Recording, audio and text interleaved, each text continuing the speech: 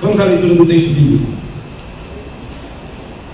João capítulo 16, nós vamos ler todo o capítulo, apesar de que eu só pregarei mais especificamente dos últimos versículos, mas o contexto todo está aqui onde a gente vai começar a leitura, tá bom? João capítulo 16, a partir do primeiro versículo.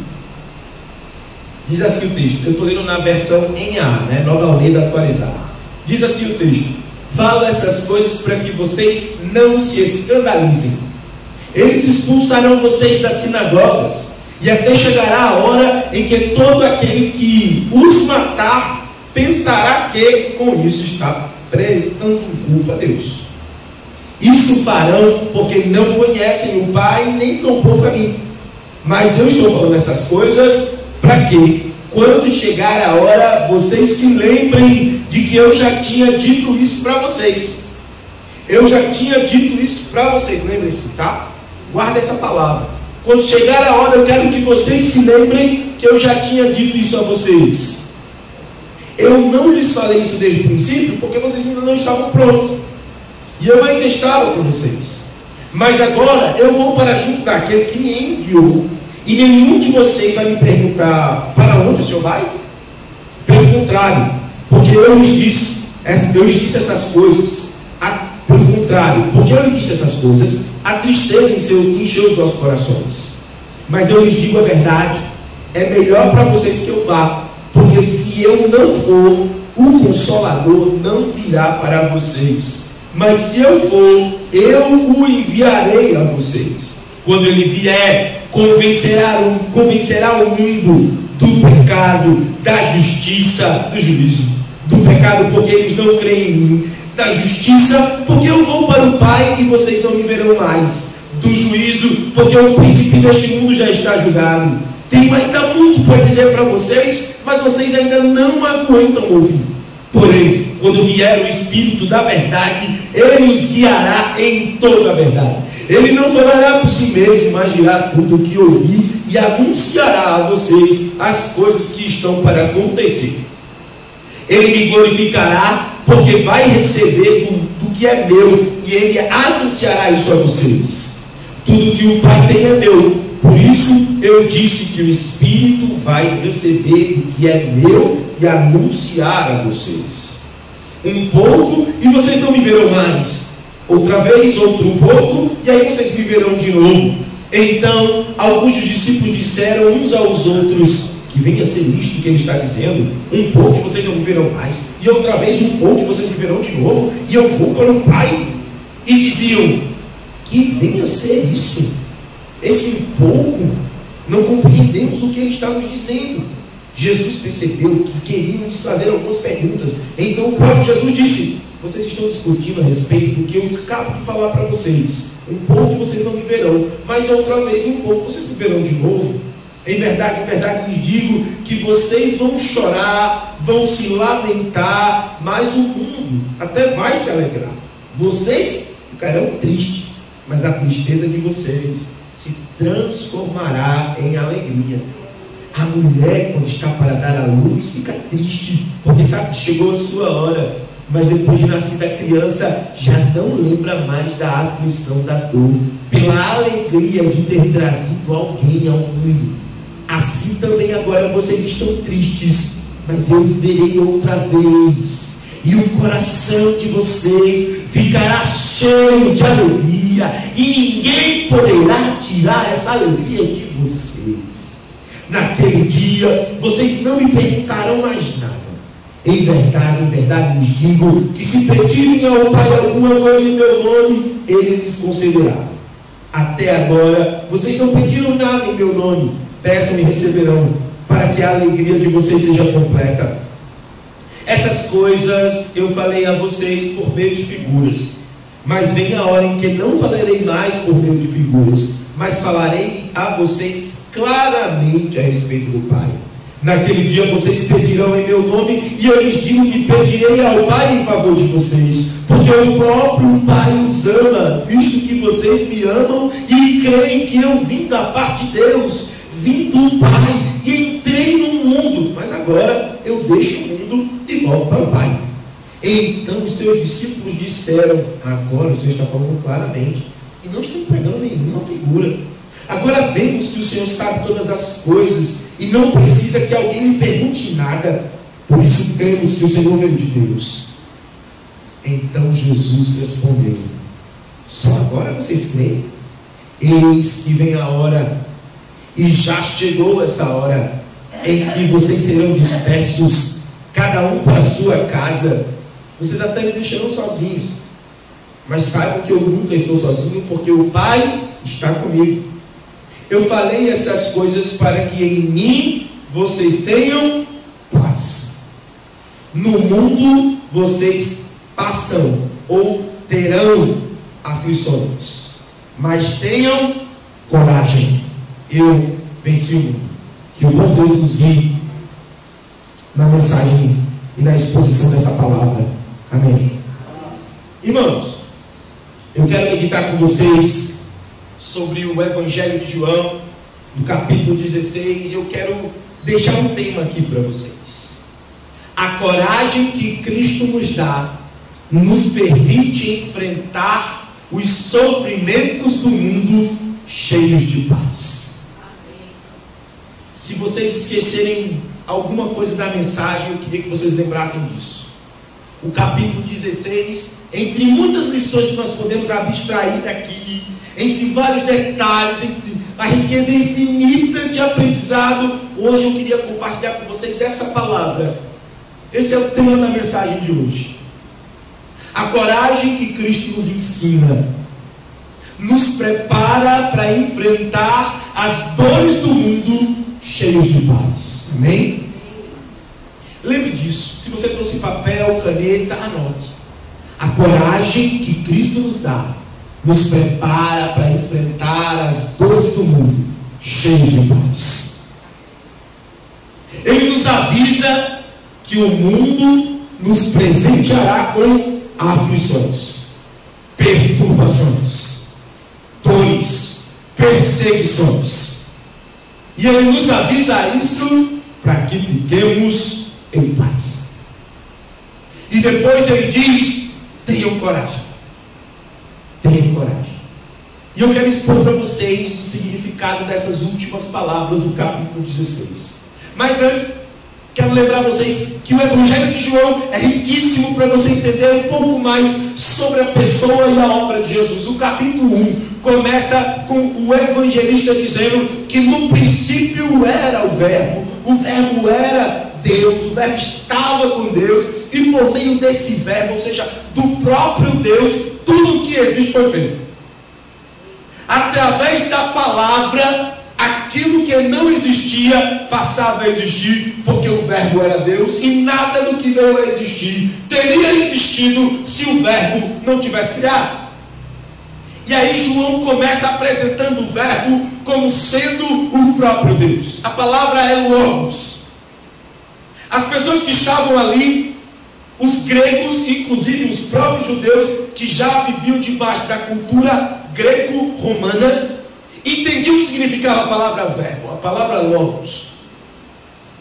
Muitos entendiam que essa palavra expressava suprema inteligência. Os gregos eram ávidos pelo logos. Os gregos eram sedentos pela sabedoria, pela racionalidade, pelo conhecimento que rompe as paredes do mundo natural. A superioridade da inteligência filosófica, que era extremamente cultuada pelos gregos. E João, inspirado por Deus, escolhe a palavra mais importante para todos os homens mais cultos e mais inteligentes daquela época. E ele escreve assim: pois vocês querem saber quem é o Logos, vocês querem saber quem é a inteligência do universo, vocês querem saber quem é a pessoa mais preparada de vocês, querem saber quem criou todas as coisas, vocês querem resposta para as perguntas filosóficas: de onde eu vim, para onde eu vou, o que é que eu estou fazendo aqui, quem fez tudo isso? Pois eu responderei para vocês: foi o Logos, foi o Verbo, o Todo-Poderoso, que antes que qualquer coisa fosse, ele já era, ele já existia. Mas tem mais.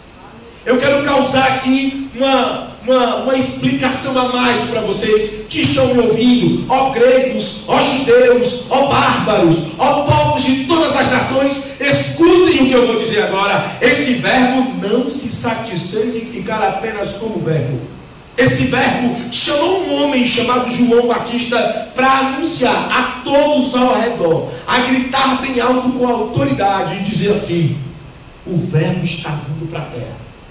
O verbo vai nascer como homem e o verbo se fará carne e o verbo habitará entre nós. Ele não é apenas a inteligência metafísica, ele não é apenas o conhecimento filosófico, ele não é apenas o poder, ele não é apenas o Deus criador de todo o universo, ele também é e decidiu ser carne, habitar entre nós, sentir o que sua criação sentia, comer o que sua criação comia. A Bíblia diz no versículo 14 que ele se fez carne, habitou entre nós, e o mundo viu a sua glória, glória como do unigênito do Pai, cheio de graça e de verdade. Jesus habitou entre nós como homem, como ser humano, nascido de uma mulher. Um dos princípios mais fortes da nossa fé cristã é: Jesus Cristo é 100% Deus e 100% homem. Algumas religiões têm dificuldade de entender isso, porque algumas religiões não entendem o que significa ter todo o poder para ser e fazer o que quiser. Porque que Deus é ao mesmo tempo Cristo, ao mesmo tempo o Espírito Santo, ao mesmo tempo 100% Deus e Cristo ao mesmo tempo 100% homem. Porque Deus é o Todo-Poderoso e Ele pode fazer o que Ele quiser. A concepção de todo o poder está presente na humanidade. Os homens sabem o que é poder, os homens têm sede de poder e eles correm atrás do poder, eles só não percebem qual é a fonte do verdadeiro poder. É o nosso Deus. E esse Deus, então, ele é Logos e ele é Sarxis, né? Ele é Logos e ele é carne. Pastor, o que isso tem a ver com o capítulo 16? É porque quando ele vem à terra, diz o versículo 12 do capítulo 1 de João, que ele veio para os que eram seus, mas os seus não receberam. Diz que ele era a luz dos homens, mas os homens preferiram as trevas à luz. No capítulo 3, Jesus discutiu com Nicodemos. Ele disse: rapaz, eles têm medo de mim porque eu vou trazer as obras que são más para a luz. Eu sou a luz. No capítulo 2, Maria não entende que ele é o verbo e que ele é a carne. Ao mesmo tempo, ele diz: faça logo um milagre. Jesus olha para ela e diz: você não entende que não chegou a minha hora? No capítulo 3, um doutor da lei não entendeu direito quem era Jesus, Nicodemos. No capítulo 4, a mulher do poço não entendeu o que significava dizer que ele era a água da vida. Pensou, Nicodemos perguntou: e eu vou voltar de novo para a barriga da minha mãe? A mulher do poço foi e perguntou: após me dê dessa água, que é para eu não ter mais sede. Ela pensou que está falando de água H2O. Errou, não entendeu. No capítulo 5 até o capítulo 11, 12, Jesus trava os maiores debates do Evangelho. Os fariseus escarnecendo. Jesus diz: eu sou a verdadeira comida, eu sou a verdadeira bebida, aquele que quiser ter vida vem até mim, eu sou a ressurreição e a vida, aquele que crê em mim, ainda que esteja morto, viverá. Jesus ensina e as pessoas não creem.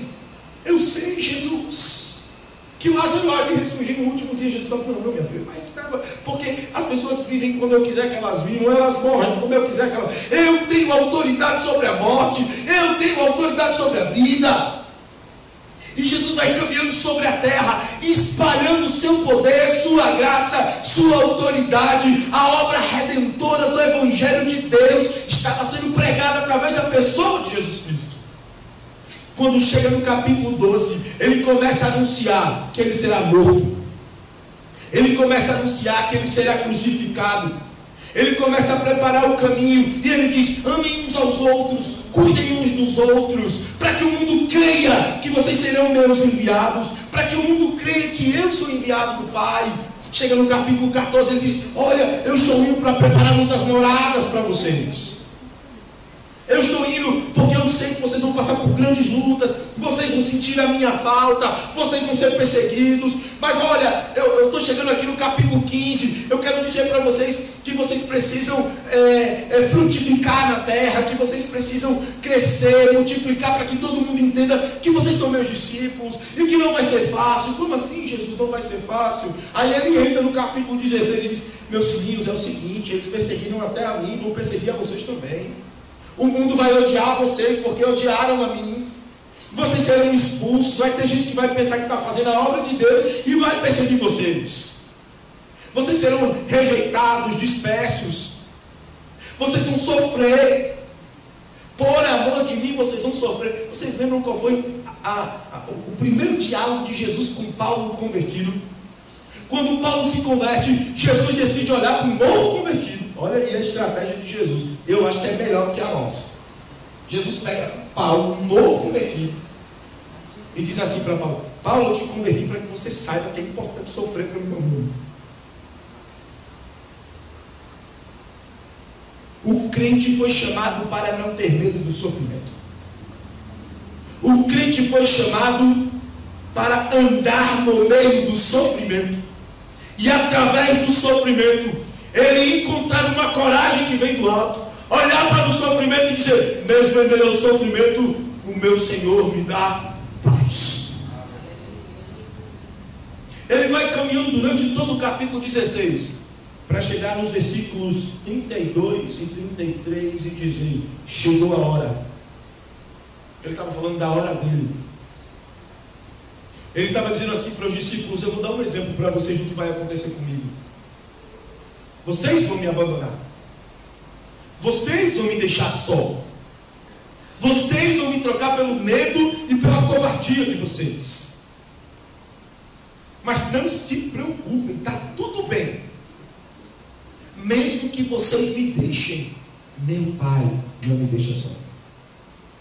Antes de falar sobre coragem e paz e tribulação, Jesus disse: eu vou passar por situações de medo, por situações de tribulação, por situações de solidão. Mas antes de falar sobre isso para vocês, eu quero dizer que o meu Pai está comigo. Está tudo bem passar por qualquer coisa que seja, se o Pai estiver comigo. Primeira lição da noite: como fazer para ter coragem? Da onde vem a coragem do cristão? Como fazer para enfrentar os medos, a perturbação, a dor, a tribulação, a aflição?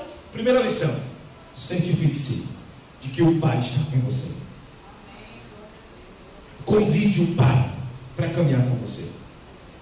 Confie naquilo que o profeta Isaías diz no capítulo 41, no capítulo 49, quando ele nos ensina que ainda que a sua mãe, ainda que o seu pai ou os seus amigos te abandonem, eu não vou deixar vocês órfãos. No capítulo tão conhecido de Isaías 53, a tipologia do sofrimento de Cristo, ela não está ali para que nós tenhamos pena de Jesus.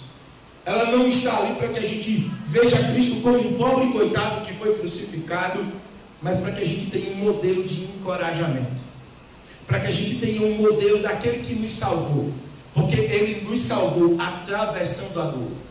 Em 2 Coríntios capítulo 5, a Bíblia diz que os nossos pecados transpassaram o santo, e aquele que era santo se fez pecado por nós, aquele que era justo se fez injustiça por nós. Jesus nos salvou passando pelo vale da sombra da morte. Jesus nos salvou enfrentando dores profundas. Jesus nos salvou enfrentando angústia profunda. Jesus nos salvou enfrentando medos gigantescos em relação à dor física, à dor emocional. Todavia, não se sentiu jamais desencorajado, porque sabia que era um propósito do Pai. Primeira lição, então, é: mesmo em meio a qualquer situação, primeiro passo, certifique-se que você está do lado do Pai. Na sequência, ele diz, versículo 33, falo estas coisas para que vocês tenham paz. E aí ele diz, no mundo vocês terão aflições. Eu quero falar sobre a palavra aflições. Vou falar primeiro sobre a palavra aflições, porque ela tem a ver com a palavra paz, que vem logo anterior a ela. A palavra paz aqui, ela diz respeito a dois tipos de paz, e vocês vão entender na sequência do texto. A palavra paz, ela tem a ver com uma paz tranquila, de entender que ao nosso redor nós temos descanso para as nossas almas. A palavra descanso para as nossas almas ali, ela tem a ver com uma mente que mesmo em meio à perturbação, ela entende, eu sei que o Senhor está comigo, eu sei que o fardo dele é muito mais leve do que o meu, eu sei que a mansidão de Deus, que o amor de Deus, que as características de Jesus Cristo me dão paz. Mesmo na agitação, o crente consegue ficar em paz. Mesmo no estresse do trânsito, mesmo no estresse do casamento, mesmo no estresse da educação das crianças, mesmo na falta de emprego, mesmo em meio à loucura que a pandemia nos lançou, o crente consegue alcançar um tipo de paz que não depende das condições externas. É uma paz que só Jesus Cristo tem para dar, que só o Espírito Santo tem para dar. É a paz interna, que a partir da paz que Ele nos dá, nós conseguimos gerar paz para o lado de fora. Então nós temos um tipo de paz que é a paz circunstancial, e essa é maravilhosa, e Deus também dá dela para nós de vez em quando. Mas nós também temos um tipo de paz que não tem a ver com o que está acontecendo ao nosso redor. Lembra daquele ditado assim, por exemplo, diz, é o mundo caindo e a pessoa lá, tranquila, né? Difícil a gente encontrar uma pessoa assim, né?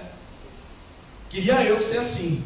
Mas a ideia é que existe um tipo de paz que Deus nos proporciona, que não depende das circunstâncias. Por isso, ele diz, eu estou dizendo isso aqui para vocês ficarem tranquilos. Jesus explicou todo o martírio, todo o sentido de perseguição, e depois ele olha para a igreja, olha para os discípulos dele e diz assim, eu estou contando que tudo isso de ruim vai acontecer para que vocês tenham paz. Essa estratégia não me parece muito boa? Essa estratégia não me parece muito inteligente? Afinal de contas, nós estamos na era dos coachings, nós estamos na era dos livros de autoajuda, nós estamos na era onde tudo tem que levar para, não, vai dar tudo, pensamento positivo, faça a vida que vai tudo certo. Não diga a verdade para as pessoas não, porque a verdade pode incomodar. 7 passos para a felicidade, 5 passos para encontrar alegria, 2,5 passos para sair de casa. Saia de casa com o pé direito na frente. É covardia vir para a igreja, porque aqui na igreja o pastor está dizendo assim, Jesus disse que um monte de coisa ruim ia acontecer. Quando ele terminou de dizer um monte de coisa ruim que ia acontecer, ele disse, mas eu estou dizendo isso para vocês fiquem tranquilos. Faz sentido, não faz? Tem um amigo meu que diz assim, está tudo errado, mas faz sentido. Entenda, por que Jesus faz isso? Por causa do que ele vai dizer logo na sequência. No mundo, vocês vão passar por aflições. A palavra aflições, em algumas versões vai vir tribulação, né? Vai vir perturbação. E essa palavra aqui, ela tem uma inteligência do apóstolo João. João entendeu o discurso de Jesus e escolheu uma palavra grega muito importante. E eu vou compartilhar com vocês o que eu descobri estudando a Bíblia. Essa palavra aqui é a palavra tlipsis. Essa é uma palavra interessante, porque ela não é qualquer tipo de tribulação, nem qualquer tipo de perturbação. É uma palavra grega que indicava para os sujeitos que haveriam 2 tipos de perturbações. Perturbações internas, que diziam respeito às entranhas dos homens, às sensações dos homens. E os gregos entendiam que as sensações estavam no ventre. Então, eles entendiam que, como você sente um frio na barriga quando você desce uma ladeira, né? eles entendiam que todas as sensações e emoções da gente não estavam no coração. Eles entendiam que estavam no ventre. Então a palavra tlipsis, ela quer dizer o seguinte: há um tipo de pressão, há um tipo de tribulação, há um tipo de perturbação que nasce no ventre do homem. Nos nossos tempos, o psicólogo entende que é o que nasce na nossa mente, dentro de nós. Há um tipo de perturbação que Jesus está nos alertando aqui, pela pena do apóstolo João, orientado pelo Espírito Santo, que é uma perturbação que pode nascer dentro da sua mente, dentro do seu coração, que pode desarticular suas emoções. Pastor, isso tem precedente no resto do texto bíblico. Em Mateus capítulo 6, Jesus diz assim: não andem ansiosos. Lembram desse texto? A palavra ansiedade lá que Jesus utiliza e que os evangelistas escrevem é a expressão: quando você estiver para escolher entre dois caminhos, fique tranquilo. Jesus está dizendo assim: não andar ansioso para Jesus é não fique em dúvida sobre o caminho A ou sobre o caminho B. Por isso que um dos textos escolhidos hoje dizia assim: porque eu sou o caminho. O que Jesus está dizendo é: quando você entende quem sou eu, quando você entende o que sou eu, a ansiedade não te domina, a tristeza não te domina além do necessário. Jesus não disse: não fiquem tristes. Nesse texto aqui, Jesus não disse: não fiquem preocupados. Lá no texto de Mateus capítulo 6, ele diz: não fiquem ansiosos por coisa alguma, nem pelo que há vez de comer, nem pelo que há vez de vestir, porque o meu Pai cuida de vocês. No texto lido, e agora nesse texto, Jesus repete: se você me pedir, o meu Pai vai te dar, porque Ele também ama vocês. A palavra tlipsis, ela tem a ver com o que a gente chamaria de ansiedade, depressão, né? Preocupação ociosa. A palavra tlipsis, em primeira instância, a palavra perturbação, tem a ver com aquela roedeira de unha que você tem quando a conta chega antes do dinheiro de pagar. Porque eu nunca vi coisa mais ligeira. Quando a doença vem, quando as perturbações vêm e de repente dentro de você acontece uma desarmonia. E você pode ficar triste, você pode ficar depressivo. Tem crente que não acredita em depressão. Cuidado, irmão, depressão é real, ela existe. A Bíblia chama ela de tristeza profunda. Então, os textos bíblicos, depois vocês podem estudar melhor sobre isso. Então, a primeira perturbação que Jesus está nos avisando sobre o mundo é: nós vamos passar por problemas angustiantes. Angústias internas. Segundo tipo de perturbações que nós vamos passar, além dessas que tem a ver com tristeza, sofrimento, angústia, perturbação de alma, são as pressões externas: guerras, violência, roubos, assaltos. Não adianta fazer campanha de oração para você não ser assaltado em lugar perigoso. A melhor estratégia para não ser assaltado em lugar perigoso é não ir para um lugar perigoso. A Bíblia fala que a gente não deve tentar ao Senhor, não é verdade? Igrejas são assaltadas, igrejas boas, de crentes saudáveis, podem ser assaltadas. Guerras podem nos sobrevir. Não, mas nenhuma praga chegará em minha vida. Então, por que tem crente morrendo de Covid? Porque homens de Deus têm morrido de Covid. Porque existem pragas que virão e atingirão a igreja do Senhor. Porque nós ainda estamos no mundo. Por isso Jesus disse: no mundo tereis aflições que são internas, e essas que estou falando agora, aflições que são externas. Mentiras, enganos, trambicagem. Irmão, alguém aqui já foi trambicado por alguém? Levante sua mão para eu não ficar sozinho. Se você já foi trambicado. Enrolado, alguém que enganou você. Nós estamos sujeitos. Vocês já ouviram falar de pastores desonestos? Ou só de políticos desonestos? Professores desonestos, motoristas de táxi desonestos, cobrador de ônibus desonesto, cobrador de caixa do supermercado desonesto, gente que não passa desonesto. Há tribulações de todos os níveis, e nós somos perturbados por todas elas. Nós somos perseguidos. Quem nunca foi perseguido no seu local de trabalho? Ou seja, simplesmente, não é porque você é crente não, é simplesmente porque você fez o que era certo. Hoje a gente vive numa sociedade que aplaude a honestidade. Honestidade não é para ser aplaudida. Honestidade é igual a respirar. Ninguém aplaude ninguém porque está respirando, a não ser que você estivesse doente. Quando a gente aplaude a honestidade, é porque a concepção de honestidade está doente na sociedade. Quer dizer com isso que estejam preparados. Vocês podem ser vítimas de coisas ruins nessa vida. Nós estamos vivendo um tempo em que a igreja precisa entender qual é o real conceito de esperança bíblica. Porque nós, crentes, estamos morrendo também. Estamos sofrendo também. Estamos passando por maus momentos também. Estamos passando por muitas lutas. E o nosso Senhor nos alertou que no mundo nós passaríamos por aflições, tanto da alma quanto do corpo físico. Há uma diferença, e eu posso explicar melhor a diferença dos dois tipos de tribulação, de perturbação, dizendo para vocês que há uma diferença entre dor e sofrimento. Dor está mais associada ao aspecto físico, aquilo que você toma um Neusadina lá e um Dorflex, e aquela dor alivia. E se for uma dor muito forte, alguns dão morfina. E se você perder o braço, você tem uma dor na hora que perde o braço. Mas depois você tem um sofrimento por não ter mais o seu braço.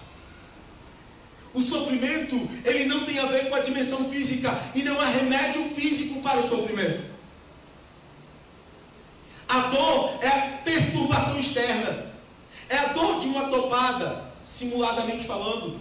A dor de levar um golpe, de ter o seu carro roubado, de ter a sua conta bancária clonada, de ter o seu celular assaltado, de perder uma parte do corpo. É diferente de perder um ente querido, pois isso não causa apenas dor, causa sofrimento. Esse é um tempo em que a igreja precisa ouvir a seguinte palavra: meus irmãos, eu, Rui, não gostaria de dizer o que vou dizer agora, mas estejam preparados para perder pessoas queridas. Estejam preparados, porque a morte continua a nos cercar, porque Adão pecou, e porque Adão pecou, nós não iríamos mais viver para sempre.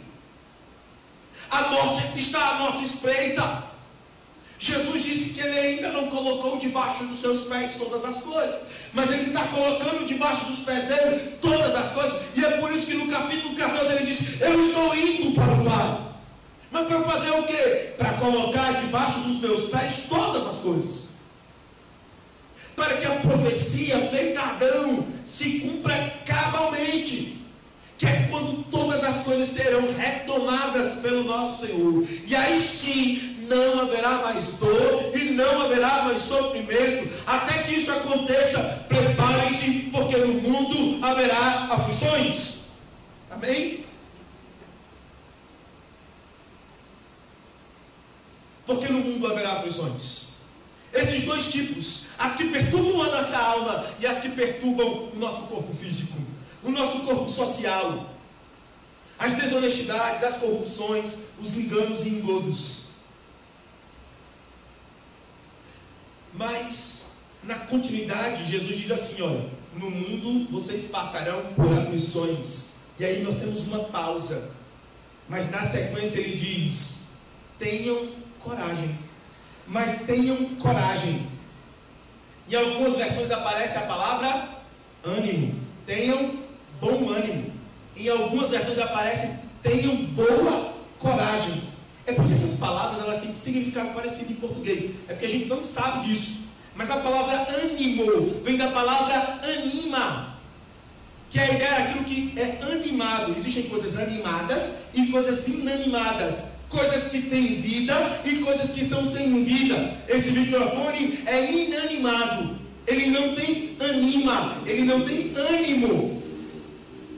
Mas quando alguém animado pega o microfone, a vida sai através dele, pulsa através dele. Então Jesus está dizendo assim: mesmo em meio às tribulações da vida, permaneçam vivos, permaneçam em movimento. A palavra que o Senhor escolhe aqui é a palavra tassel. A palavra que João escreveu para falar sobre coragem é a palavra tassel, que significa um tipo de coragem que pode vir de dentro para fora e um tipo de coragem que você recebe quando alguém te dá. Perceberam os dois tipos de coragem? Coragem número 1 é aquela que alguma coisa brota dentro de você e você diz: eu vou fazer porque vai fazer. E o mundo todo diz: não, está tudo errado. E a pandemia, né? Eu estava conversando com minha esposa que agora a gente tem antes e depois de Cristo e antes e depois da pandemia, né? Não, a nossa igreja vinha crescendo tudo bem, aí veio a pandemia. Não, eu estava para me casar, aí veio a pandemia, né? Eu estava ficando rico, aí veio a pandemia. E como eu ficou pobre, como sempre. A palavra coragem, aqui escolhida, ela tem a ver com quando você olha para tudo ao redor e é o povo dizendo: vai dar errado, vai dar errado. Não, deixa eu para vocês. No final da Everaldo Breves, do lado esquerdo, tem uma escolinha que foi aberta agora há pouco tempo. Uma escola do murinho branco com amarelo, né? É uma escola de inglês, uma escola chamada Big Christian School. Na verdade é uma escola de educação infantil. Quem abriu essa escola abriu no meio da pandemia, abriu em novembro. De novembro para dezembro. Dezembro inauguraram a escola. Em janeiro era pandemia. Agora o nome da escola, para quem não entendeu, é Big Christian School. A belinha escola cristã. É um trocadilho para virar seja cristão, do verbo to be em inglês, né? Aí é a escola dos crentes. Aí os crentes abrem a escola no meio da pandemia, com tudo fechado. Tem algum fator externo que encoraja a pessoa a fazer um negócio desse? Externo não, mas interno tem. Interno a pessoa decide: eu vou fazer mesmo contrário a tudo e a todos. Mesmo contrário às circunstâncias, algo brota dentro de você e diz: vai dar certo. A minha esposa decidiu abrir essa escola no meio da pandemia. Essa escolinha é da minha esposa, no final da Everaldo Breves. E a gente ficou olhando assim, e é uma tranquilidade para abrir a escola, assim, a gente abriu. Aí a minha esposa disse: algumas escolas vão fechar, você está jogando praga? Eu disse: não, fecha, né? Aí a gente comprou material de 2 escolas, não foi? 2 escolas que fecharam. Disse: não, a gente vende para vocês bem baratinho. E aí venderam, a gente comprou nossa escola com as escolas que fecharam. Mas eu quis usar esse exemplo porque ninguém sem consciência diria assim: eu dou um conselho para vocês, abram uma escola na pandemia. Vocês entenderam? Então há um tipo de coragem que brota de dentro e a pessoa simplesmente diz: eu vou avançar, eu vou fazer. Mas vamos voltar aos cultos presenciais nesse momento? Vamos. Por quê? Rapaz, porque eu entendo que é para a gente voltar. Eu vou ficar em casa. Fica, irmão, vai ter outra pessoa para ocupar a sua cadeira. Vai dar certo. Como é que você sabe? Porque eu não sei, né? Daqui a pouquinho eu vou explicar melhor o que é esse eu sei. Então existe uma coragem que simplesmente nasce de dentro, amém? Mas existe uma coragem também que vem de fora. Aquelas pessoas que têm aquele chamado dom de encorajamento, né? Vai lá, meu filho, vai dar tudo certo. Rapaz, tu é doido, mas vai dar certo, né? Rapaz, vai avante. Homem, vai dar certo demais, vocês são desenrolados. Toda vez que eu vou para a África, aparecem as 2 coisas. Aparecem as pessoas que dizem assim: não vai para o certo, vai para a África fazer o quê? Missão, não faça missão aqui mesmo, é mais fácil. Sim, mas eu quero ir para lá, irmão. Deixa eu ir. Se você não quer ir, fica aí fazendo aí que é mais fácil. Eu vou para lá. Eu quero. Não vai não. Do outro lado diz: vá mergulho, é de Deus, vai dar tudo certo. Eu não vou ofertar porque eu não tenho. Mas já teve uma vez, irmão, que eu fui numa igreja, nem era meu objetivo falar da viagem missionária. Eu quero: rapaz, não tenho nada, mas eu ganhei esse relógio aqui, esse relógio é bem chique. Eu vou dar ele para você. Vai lá, venda que você vai pegar uns 400 reais nesse relógio. E era meu. Aí eu fiquei com medo de vender o relógio. Vocês estão entendendo que existem pessoas que vão nos desencorajar e mesmo assim alguma coisa lá dentro de você vai dar certo. Mas também vão aparecer pessoas: vai nessa tua força, Gideão, vai lá, vai dar certo. Vai vir uma voz e vai dizer: esforça-te, tem de bom ânimo, tão somente seja forte e corajoso. E quando essa voz é a de Deus, aí, meu amigo, ninguém segura. Não é verdade? Pois então, existe a coragem interna, que ela nasce de dentro do Espírito Santo que habita em nós. Lembra que Jesus disse: eu preciso ir para deixar com vocês o Consolador. Outra palavra para Consolador é encorajador. Ele nos encoraja, Ele nos vigora,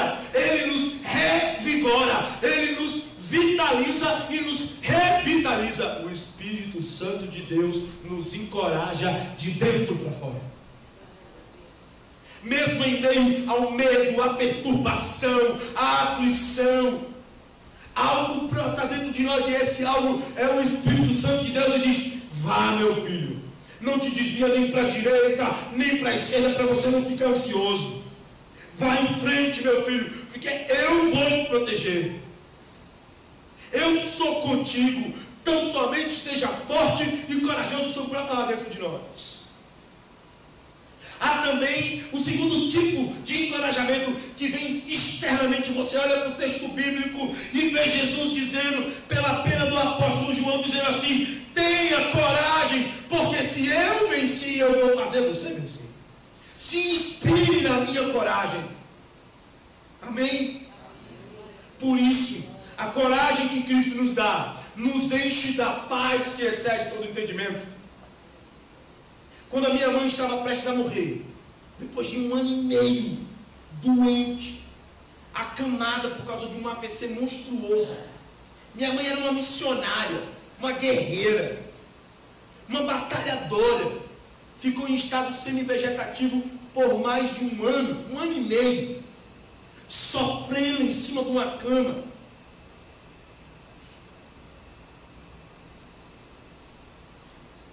E as pessoas me perguntavam: como você está? Eu estou na paz que excede todo entendimento. Mas você não está sofrendo. Eu não disse que eu não estou sofrendo. Eu disse que eu estou na paz que excede todo entendimento. O sofrimento não é oposto à paz, amém? A coragem não é oposta ao medo. O oposto do medo o oposto da coragem é a paralisação, é a pane. Medo e coragem podem ser companheiros úteis. Medo você leva o nome de moderação. A Bíblia fala para você ser moderado também. Eu quero convidar você ao entendimento do que Jesus estava dizendo para os discípulos aqui.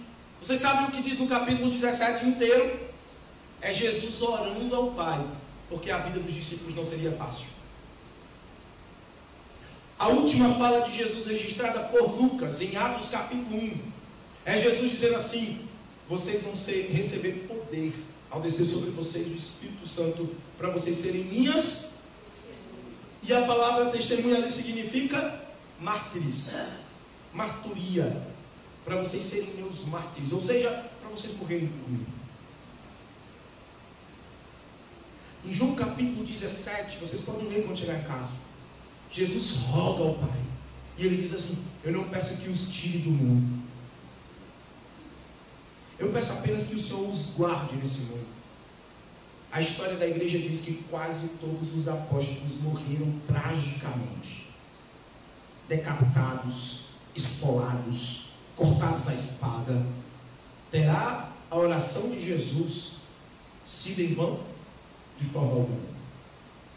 Porque todos eles, assim eu creio, passaram por suas tribulações, imersos na paz que excede todo entendimento, baseados numa coragem santa, de que nós não vivemos apenas para esta vida, porque o apóstolo Paulo disse: se você viver para essa vida, você é dos homens um dos mais miseráveis.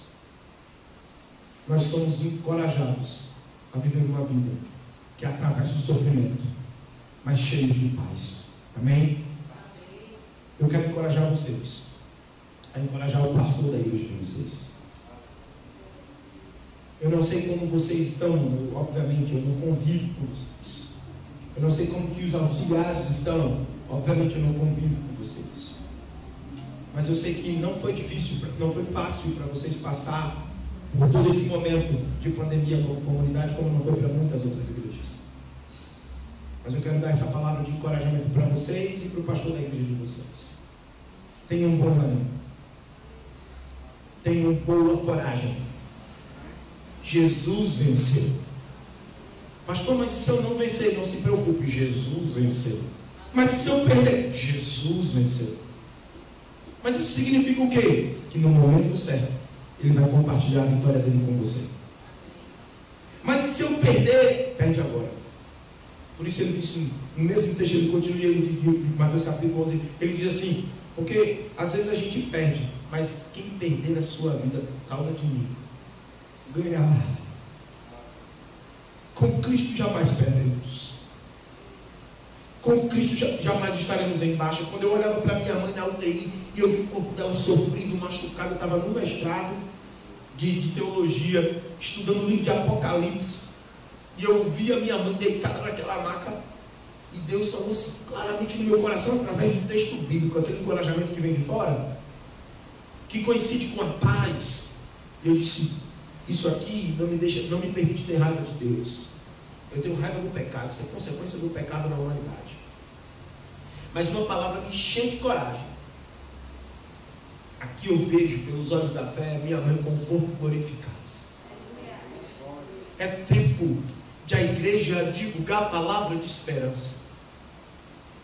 É tempo da igreja e dos crentes compartilharem nas redes sociais não palavras de beligerância, não palavras de guerra, não palavras de conflito, mas palavras de esperança. No mundo, Jesus Cristo nos dá paz. No mundo, Jesus Cristo nos encoraja a caminharmos passando por tribulações, mas cheios de paz. Ainda que venha dor, ainda que venha angústia, ainda que venha traição, a tristeza, a decepção, Ele nos dá paz. Ele nos encoraja a vivermos da maneira correta, crendo, como foi na primeira lição, que o Pai não nos deixa só, que as tribulações são internas e externas, mas que o encorajamento dado por Deus também é interno e externo. Interno pelo Espírito Santo, externo quando vem da palavra de Deus. E aí a gente entende como é que se vive com coragem, confiados não na nossa vitória, mas na perfeita vitória. Sabe qual é a palavra vitória em grego? Vocês nem imaginam, todo mundo sabe, mas muitos de vocês nem imaginam. É a palavra Nike. Interessante, né? A palavra Nike, né? A deusa da vitória é Nike, né? Os gregos usavam as palavras para identificar os deuses. Nike, a vitória, né? Engraçado isso. Mas a ideia aqui é essa: Ele venceu para que a gente tivesse confiança na vitória dele. O que é que João escreve lá na frente? Acho que é João que diz, qual é a vitória que vence o mundo? A nossa fé. Sejam encorajados por essa fé que vem do alto. Ela vem de fora, mas ela habita em nós. Ela nos fortalece. Ela nos enrijece para cima, Senhor, de ficar olhando para o alto, para o alvo, para o autor e consumador da nossa fé, Jesus Cristo. Senhor Deus e Pai, muito obrigado por essa oportunidade de compartilhar a Tua palavra. Eu oro por todos que estão ouvindo essa mensagem nesse momento. E eu te peço essa coragem que vem do alto, mas que invade os nossos corações e polua dentro dos nossos corações, nos encorajando a permanecer de pé, nos encorajando a permanecer caminhando para o alto. Em nome de Jesus nós te agradecemos, ó Deus Todo-Poderoso, ó Deus da nossa salvação, ó Deus a quem podemos clamar.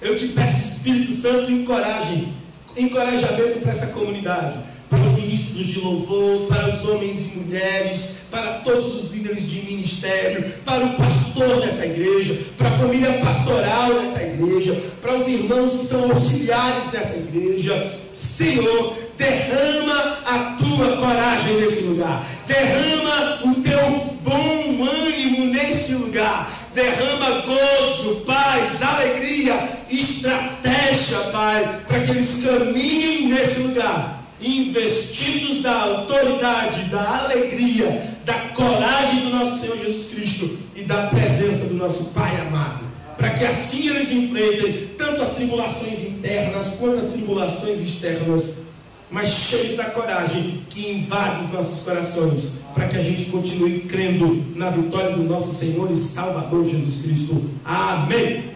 Que Deus abençoe vocês, missionários e missionárias do Senhor. Amém.